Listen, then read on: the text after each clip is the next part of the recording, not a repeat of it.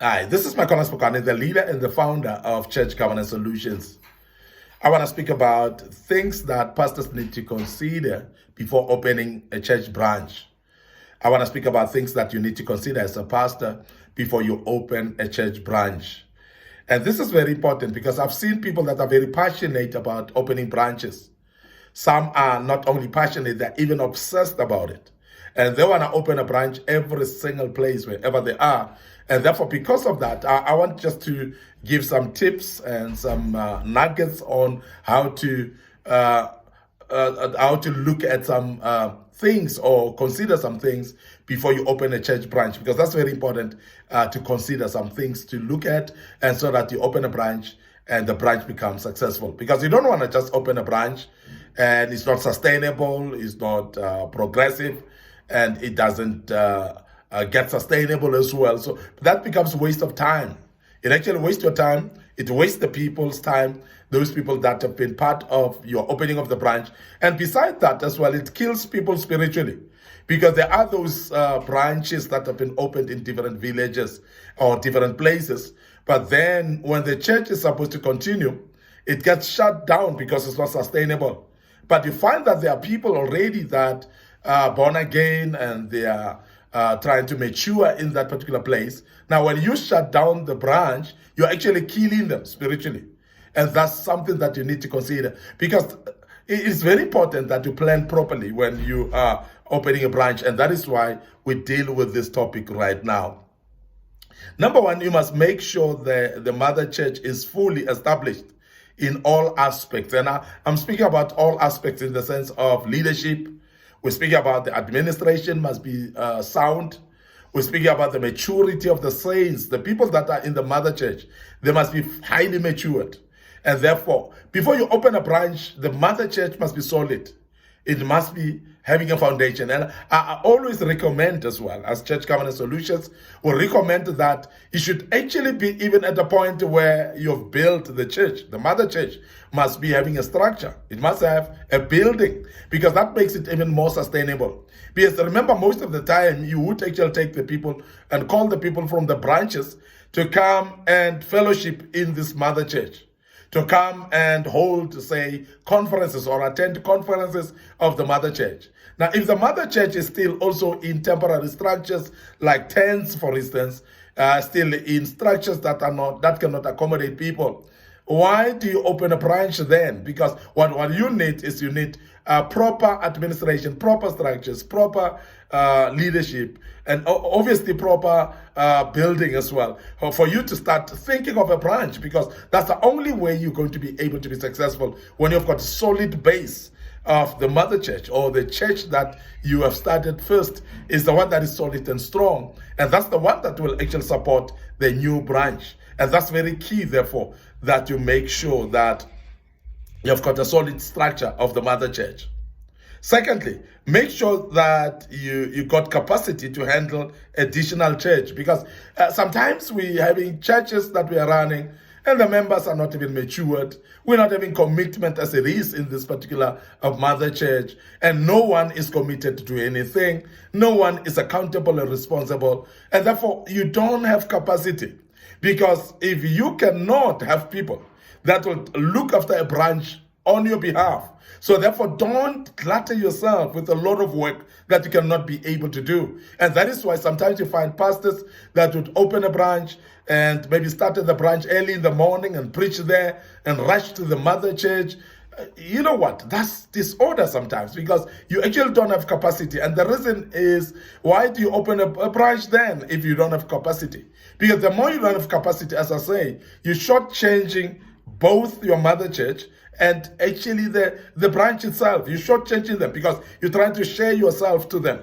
And that's very difficult. Now, when you open a branch, it should be that you're having people that can look after the branch. You're having people that can minister on your behalf without you. You're having people that can run that particular branch fully without you. So if you're still going to share yourself between the two, the mother church and the branch, you are actually killing the church itself. The mother church, you're killing it. You're killing the branch as well, because you don't have capacity, but yet you rushed to open a branch. Why open a branch if you're not ready, therefore?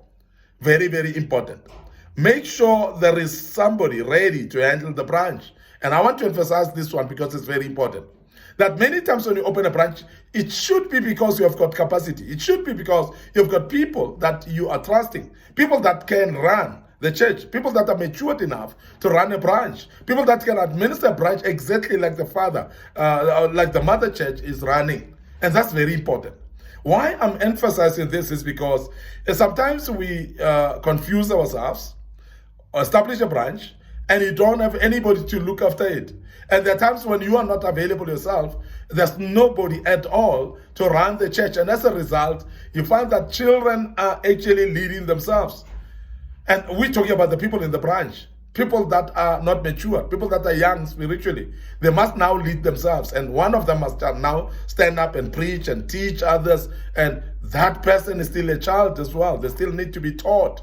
They still need to be mentored themselves and to be discipled. So therefore, when you are actually opening a branch and you're not ready, these are type of things that you're going to see and you'll expose the branch to, and it's not necessary. Therefore, I want to emphasize. Very important for the visionary to give full attention to the mother church. So in other words, if you're opening a branch, you must, as a senior pastor, you must, as a visionary, focus on the mother church, build it, strengthen it, and let other people run the branch. Let it not be you who's running the branch while you're running also the mother church. Or else I've seen whereby others, the visionary leaves the mother church and go and run a branch and leave the mother church with young preachers that are not even matured. Now you're shortchanging yourself. You're crumbling the work that you've already started. You're actually killing the same vision that you've already started and is progressing very well. You're killing it, because remember, when people come and join you in your church as members, majority of the people are coming for you, not for other people. So therefore, they are actually affiliated, as we know that people affiliate to people. So in other words, people come to a particular church because of the pastor there. And that's very key. And we cannot ignore that fact, because if we ignore that, then we're going to metal it up. We are going to see now the senior pastor go into a branch and pastoring a branch, and then some of the people that are not matured now start running the mother church, and you start seeing people walking away and membership start dwindling because of that. So be careful of that as well, and make sure that there is sustainability in the mother church, but that can be done only when you, as a senior pastor with a visionary, you handling the mother church and continue giving a visionary direction in that regard. Ensure that the branch functions never cripple the function of the main church. Now, the function of the branch should not cripple the function of the mother church. We speak about financially, we speak about spiritually, we speak about the leadership structure as well. It must not actually weigh down the mother church, because the mother church should actually function very strongly in order to sustain and to keep the branch going, in order to look after the branch and make sure that the branch is strong and going. Now, that's very important, but that can only be done when you are able to differentiate and make sure that the branch doesn't weigh down the mother church. The branch doesn't kill the mother church. It doesn't drain it. And that's very key. So therefore, make sure that you are actually overseeing properly, that you don't drain the mother church by the weight that comes from the branch itself. Amend the constitution to include the branch as well, because when you've got branch, the constitution cannot remain the same. So your constitution should actually include the branch, because if the constitution speaks to the branch as well, it actually helps the branch to run more preferably well, in the sense that you are actually knowing exactly the runnings of the branch related to the mother church. Leadership structure, that constitution must address that. Financial management, the constitution must address that as well. So all those things should be clear, so that everybody knows, even when people are running the branch, they know what is the constitution and what are they submitting under. They would know what are they led by. So when we have got a clarity in the Constitution that includes the branch as well, it becomes seamless to run the branch. It becomes easy to run the branch. And therefore, I want to urge you as a pastor that when you have got branches, please amend your constitution to include the branches and let it be clear how the branches operate related to the mother church in the constitution. So that must be clear, and everybody should know. Assign a leader proven to be trustworthy to lead the branch, as many may easily hijack branches and make them their own churches. We have seen this happening. We have seen this often, actually, whereby a person who's being allocated to look after the branch, later they hijack it, turn it around in their own church, and they name it differently, and they start running it with a different division. And we have seen this happening. And that has caused a lot of bitterness amongst preachers of the word. It has caused a lot of bitterness amongst people of God, whereby you start a church, you open up a branch, you plug somebody in there to look after the branch. Instead of actually submitting and looking after the branch, what do? They are basically hijacking the church and making them theirs. And we've seen this happening, and that has caused a lot of conflict in the church, and we cannot ignore that. So therefore, when you are allocating somebody to take over a branch of your church, let it be somebody that you have worked well together for a while, somebody that you trust fully, somebody that you know cannot be tempted to hijack the church and take it over to be theirs. Because we have seen these things happening, and I want to warn that it must be prevented from the beginning by appointing people or getting somebody who is more trustworthy, somebody that you can trust to run the branch, somebody that you can actually believe that this person will run the branch without problems, somebody who's submissive enough, somebody who is not rebellious. Very, very important that we look at those things from the beginning so that we can safeguard the hijacking of the branch itself.